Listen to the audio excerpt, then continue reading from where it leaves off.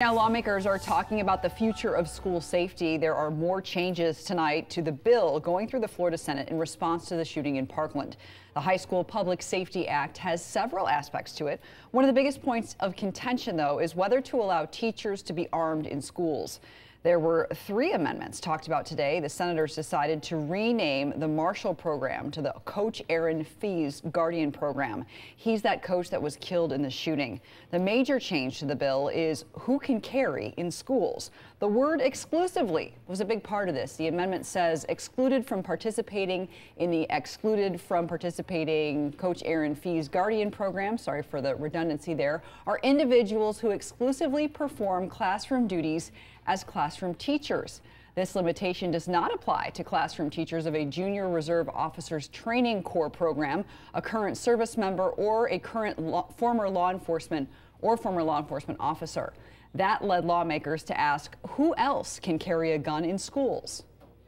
This will be messaged as you're pulling teachers out of the guns in the classroom, but that's not at all what is going on here. So number one, as we talked about before, there are all kinds of teachers, and the statute enumerates them, who have interactions with students in a teaching capacity, but they're just not teachers that are primarily assigned to classroom situations, which is what the first limitation is. So again, we're talking about paraprofessionals. We're talking about teaching specialists. We're even talking about librarians and media specialists. We're talking about counselors, placement professionals, career specialists, school psychologists, all under this could still be carrying a weapon. Another amendment that would have said no instructional personnel could carry a gun was voted down. Right now, the Senate is still debating their version of that bill. They've been talking about it piece by piece, including the mental health elements and what guns could be allowed. We're going to keep watching the discussion and bring you the very latest updates as they move closer to a vote. The Stoneman Douglas High Act covers a range of topics, but the push to arm teachers is among the most divisive of them. We know this because you're asking us questions about how this would work. It's called the School Marshall Program. 2 Polk County universities have implemented a similar program under the direction from the sheriff's office.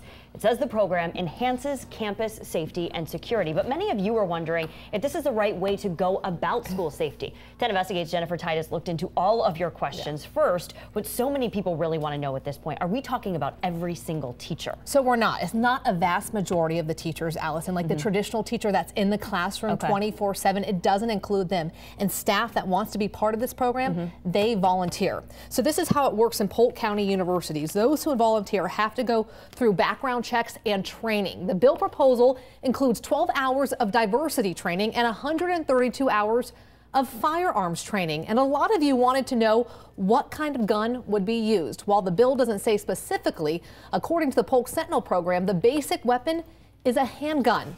And where would the guns be? Concealed on the person or locked in storage. And according to the proposal, the guns would only be taken for the limited purpose of responding to an active shooter situation. If passed, each community, the sheriff's office, and the school district can decide then, Allison, if they want this program or not. So ultimately it will be up to them, even if this bill passes. And we know that you have a lot of questions about this, and they can reach out to you anytime and get a lot of those questions Absolutely. answered. We'll hopefully get those answers. So if you have the questions, just email us at tips@wtsp.com. All right, Jen, thanks.